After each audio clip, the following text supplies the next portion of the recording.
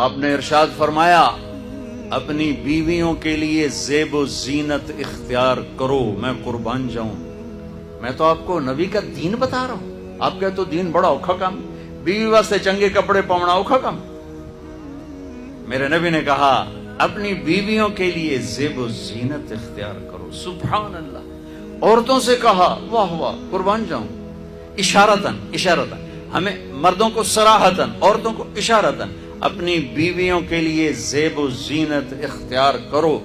بنو اسرائیل میں زنا اس لیے پھیلا کہ مردوں نے بیویوں کے لیے زیب و زینت چھوڑ دی تو وہ غیر مردوں کی طرف مائل ہو گئیں، اور پھر عورتوں کو فرمایا کہ خامدوں کے لیے تیار ہو۔ کیسے؟ آپ نے فرمایا جنت کی حور اپنے خامد کے لیے ایسے تیار ہوگی جیسے ام سلمہ میرے لیے تیار ہوتی ہیں۔ سبحان اللہ، سبحان اللہ۔ ابھی عورتوں نے شادی پہ جانا ہو تو بیچارے مرد دی مصیبت آئی ہوندی ہے، وہ ترائے جتیاں تروٹ جاندیاں کپڑے ڈھو ڈھو کے، اور خامد کے لیے تیار ہونا ہو تو انہوں موت پہ جاندی۔